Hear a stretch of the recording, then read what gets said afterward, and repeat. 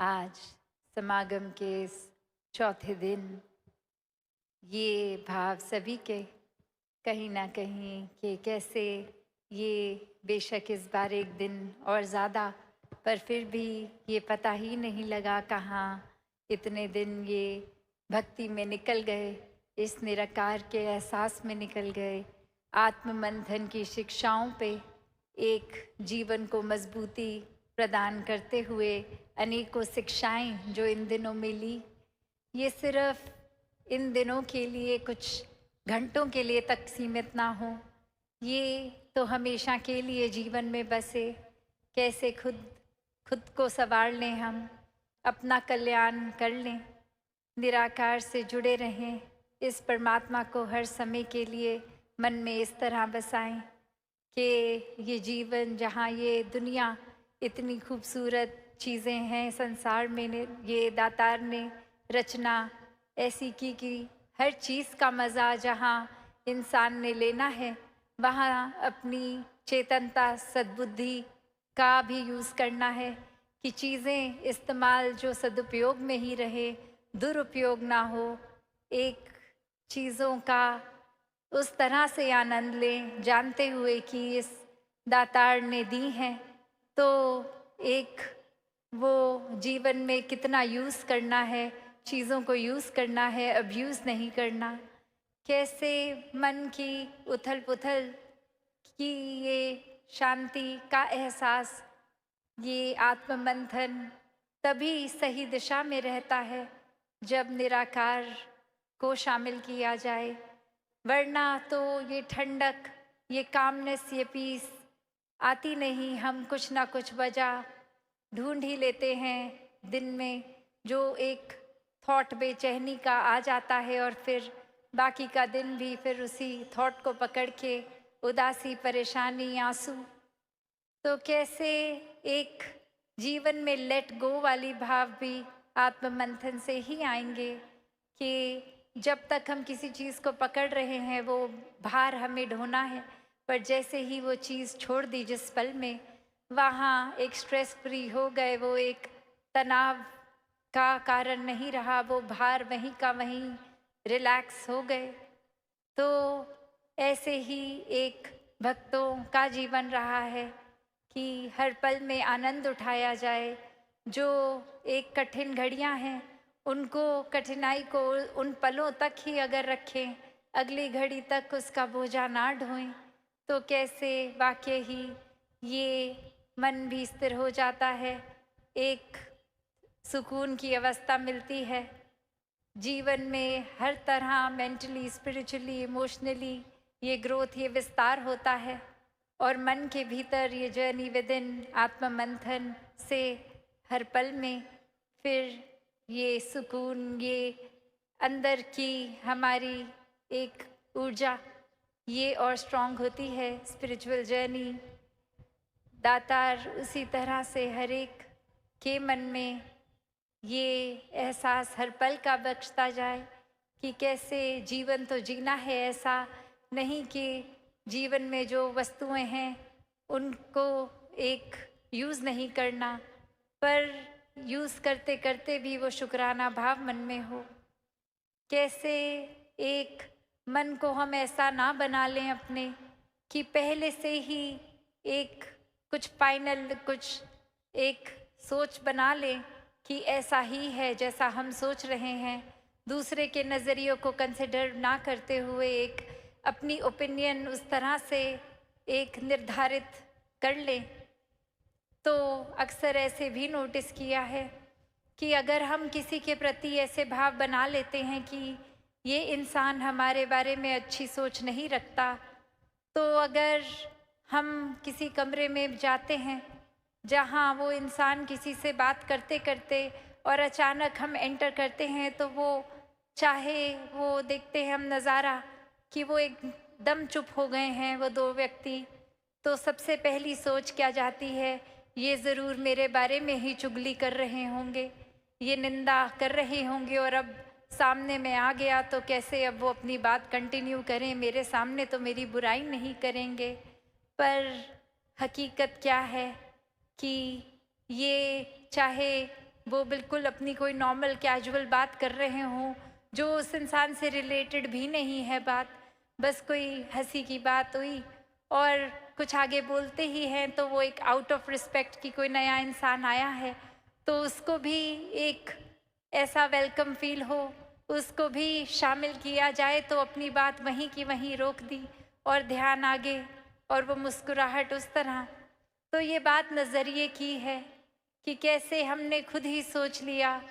खुद ही फाइनल कर लिया, अपना डिसीजन खुद ही ले लिया, दूसरे फैक्टर्स ये कंसिडर भी नहीं किए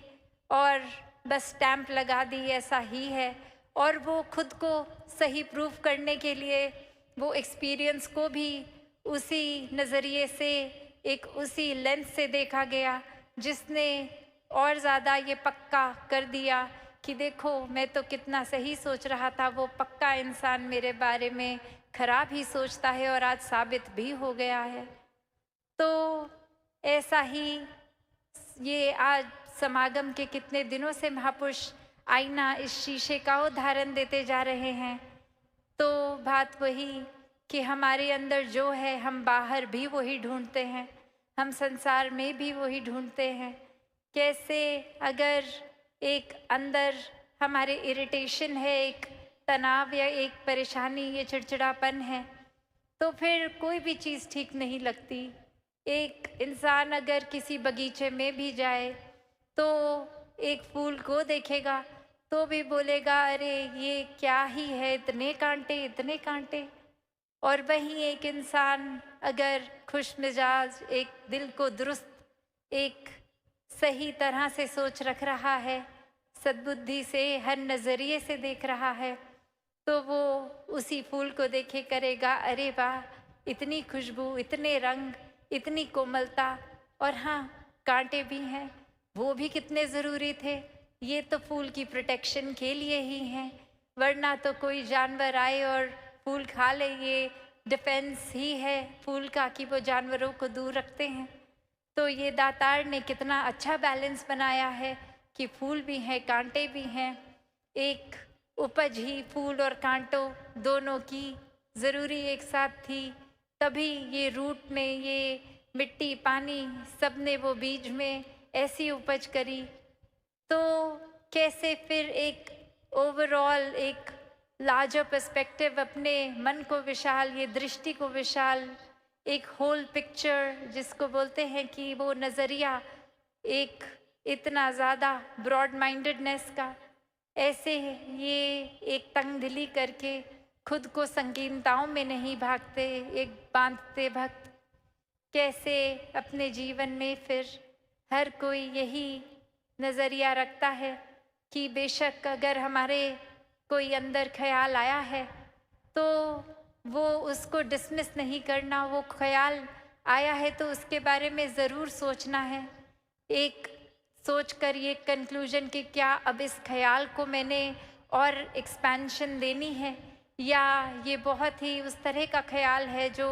अननेसेसरी है, ये अगर इसमें मैं सोचने के लिए और टाइम एंड एनर्जी लगाऊं तो ये फिर एक प्रोडक्टिव नहीं रहेगा, ये मेरा भी मन बुझा देगा। एक उसकी बजाय नेगेटिविटी के एक पॉजिटिव चीज़ को फिर मैं सोचूं, तो ये चुनाव, ये चेतनता का इस दातार के आश्रय अगर हो तो वाकई ही ये आत्ममंथन में सही दिशा ही ली जाएगी। कैसे फिर हर कोई एक सिर्फ अपने ही ख्याल तक नहीं, एक आसपास भी अगर कोई उस तरह का ख्याल रखे जो मन को थोड़ा लो फील करवाए, तो भक्त तो हर समय उसी टाइम करेक्शन करवा के ये एक ऐसा बोलेंगे कुछ कि ये दातार से जुड़ता हुआ एक इशारा करते हुए वो फिर ख्याल भी बिल्कुल ठीक दिशा ही चले जाएंगे, एक मन वापस फिर सही रास्ते लग जाएगा, ये अपलिफ्टमेंट हो जाएगी मूड की भी। तो ऐसे ही भावों से संत हमेशा से युक्त हुए हैं कि अपना भी कल्याण हो और सामने वाले का भी। कैसे फिर ये एक नज़रिया कि सामने वाले के बारे में अगर मैंने सोच ही लिया है कि वो बुरा सोचता है मेरे बारे में, तो वहाँ एक ऐसा भी उदाहरण आता है जो अक्सर हमने सुना है कि एक स्कूल में एक्सपेरिमेंट किया गया, जहाँ हर बच्चे को कहा कि आप जिस बच्चे को अगर एक कोई चूज़ कर लो और उसके बारे में एक अच्छी चीज़ कोई लिखो, और जब रिजल्ट्स आते हैं तो कुछ बच्चे जो सोचते थे अभी तक कि सामने वाला बच्चा मुझे पसंद नहीं करता, वो हैरानगी की बात कि उसी इन बच्चे ने इतनी अच्छी बात लिख दी कि मेरी ये क्वालिटी से उसने ये सीखा। और वहीं अपना ये फिर मन की धारणा चकनाचूर कि अरे ये ऑल दिस वाइल ये तो मैं ही उसके लिए ग्रज होल्ड कर रहा था, वो इंसान तो कुछ भी नहीं सोचता मेरे बारे में ऐसे। और ऐसे ही हम अपनी फिर मन पे मट्टी चढ़ा लेते हैं किसी के प्रति। तो ये आत्ममंथन करके ये मिट्टी साफ करने का भी टाइम है। कैसे फिर हर समय एक अगर कुछ बात है भी मन पे, तो वो रिश्ते टूट भी रहे हैं, बिखर भी रहे हैं, तो ये समय एक अहंकार को छोड़ के एक दूसरे के प्रति ये दिलों से दिल को जोड़े जाएं। ये माफ़ करना और माफ़ी मांगने का समय है। कैसे फिर हर एक को अपनाने की बात, ये एक्सेप्टेंस की बात। तो जहाँ ये समागम हर किसी ने आनंद भी लिया और जो नहीं भी आ पाए वो भी एक भाव रूप से तो शामिल रहे। हर एक की सेवा, चाहे वो पंडाल पहुंच पाए नहीं पहुंच पाए।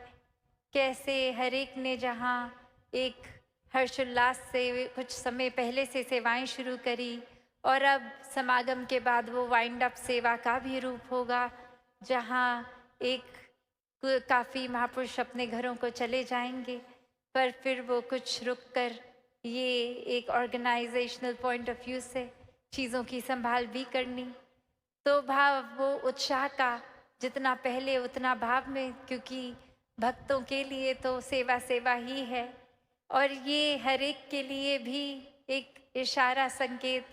कि जितना समागम पे पहुंचने की एक्साइटमेंट और खुशी, अपने घरों में भी उसी एक्साइटमेंट से वापस जाएं कि अब इतना कुछ सीखा है, उसको पूरा साल, पूरा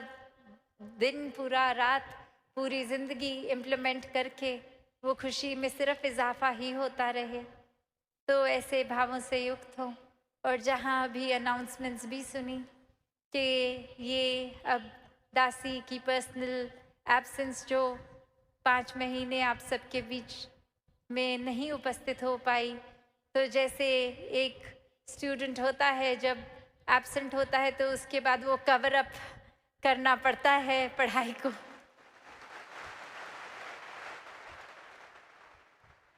तो अब वही भाव कि आप सब ने और दातार ने कैसे वो एक शरीर की रिकवरी भी कर दी, तो फिर ये जगह जगह आपके चरणों में पहुंचा जाए ये टूर्स, ये NYSS, ये समागम, ये उस रूप में फिर से एक गति और पहले से भी ज़्यादा तेज़ की जाए। तो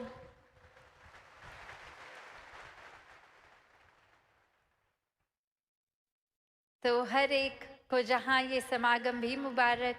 कल भी उस तरह सुबह ही जो नहीं भी पंडाल आ सके तो वो सुबह के समय दासी सबके टेंटों तक पहुँचने का प्रयास।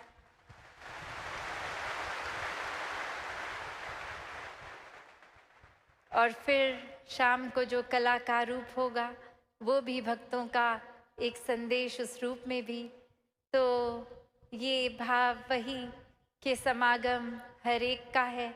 हर एक ने इसमें हर तरह से एक पॉजिटिव कंट्रीब्यूशन करी, ये सिखलाई सीखी, और वो सिर्फ अपने तक ही नहीं, एक अपने से शुरुआत तो ज़रूर करनी है पर अपने तक ही नहीं, ये सच्चाई का, ये निराकार को हर रूह एक पहचान के एक अपना कल्याण कर ले अपने जीवन में। फिर अच्छाई, ये संदेश को स्वयं जीना है और चलते फिरते फिर ये प्रचार बनकर हर एक तक, पूरी मानवता तक पहुंचना है, सेवा करनी है, और ये खुद जीकर ये संदेश स्वयं बनना है जो अपने लिए भी एक सुखदाई हो और औरों के लिए भी प्रेरणा दे सके। तो दासी इन्हीं शब्दों से आपसे आज्ञा लेके इस रूप में कि समागम की तो समाप्ति, पर ये समागम हमारे दिल में हमेशा के लिए ही बस जाए। ये भाव समागम का, ये जो एक मन अंदर मन के एक ये फेस्टिविटी वाली फील, एक खुशी, एक हर तरह से जो भाव आता है कि कैसे अब घर का भी कुछ किसी को ख्याल नहीं कि बस अब आ गए हैं समागम या टीवी पर देख रहे हैं, तो इतनी मन में फुलफिलमेंट लगती है। एक लगता है जो स्पिरिचुअल आध्यात्मिक पहलू हमारा पीछे भी रह गया था, वो फिर से एक तरह से नए सिरे से फिर से किक स्टार्ट हो रहा है। तो ऐसा मन में कुछ दिनों के लिए नहीं, हमेशा के लिए ये ऊर्जा बनी रहे। दातार कृपा करे ये अब से हर एक के जहाँ पहलू अगर सेवा सुमिरन सत्संग के कमज़ोर भी हो रहे थे, ये स्वयं ही आत्ममंथन से हर एक को और ऐसा दिल करे कि ये पहलू और मजबूत होते जाएं, और जैसे जैसे ये होते भी रहें, एक संसारिक रूप में अपनी रोल्स एंड रिस्पॉन्सिबिलिटीज़, काम काज, घर परिवार, हर पहलू भी उसी के साथ साथ एक बैलेंस्ड रूप में बहुत खूबसूरती से हर कोई निभा सके। साथ संगत जी प्यार से कहना, धन निरंकार जी।